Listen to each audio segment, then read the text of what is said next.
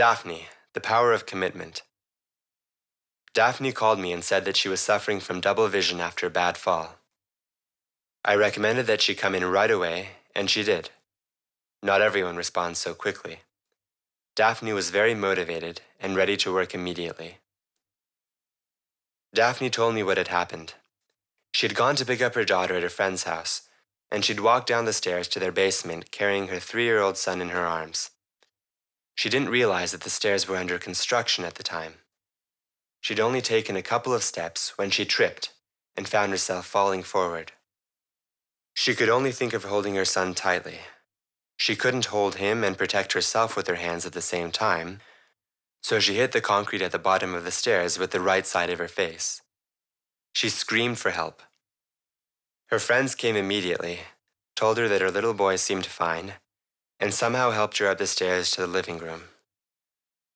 She sat there with a splitting headache, afraid to open her eyes, until the emergency medical technicians arrived.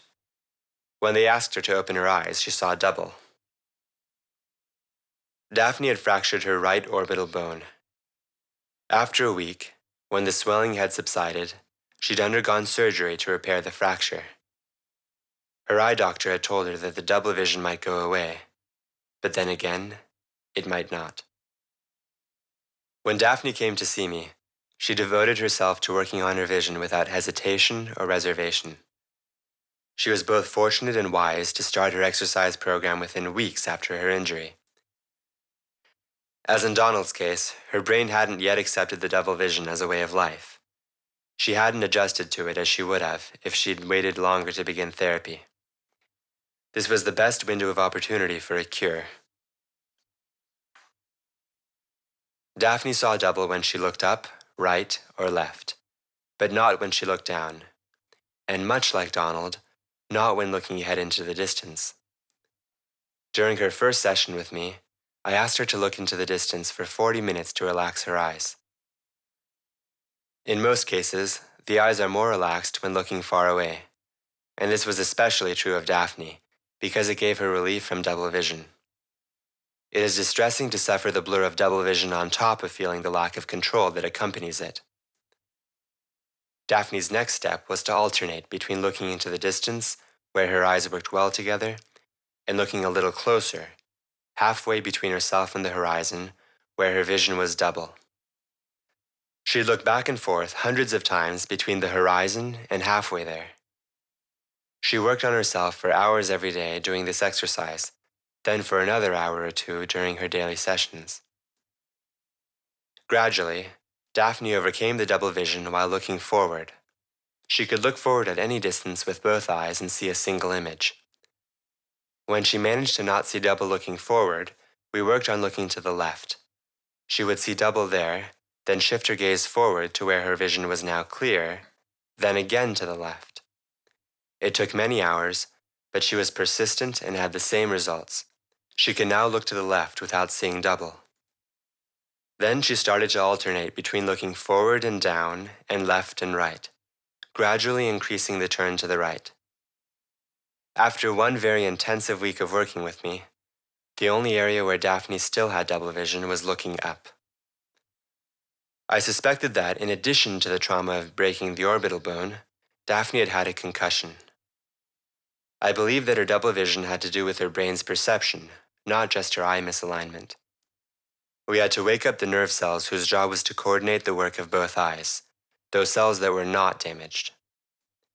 6 months after Daphne worked with me, I called her and learned that her double vision was almost totally gone, even in the upward direction. Daphne is a true self-healer.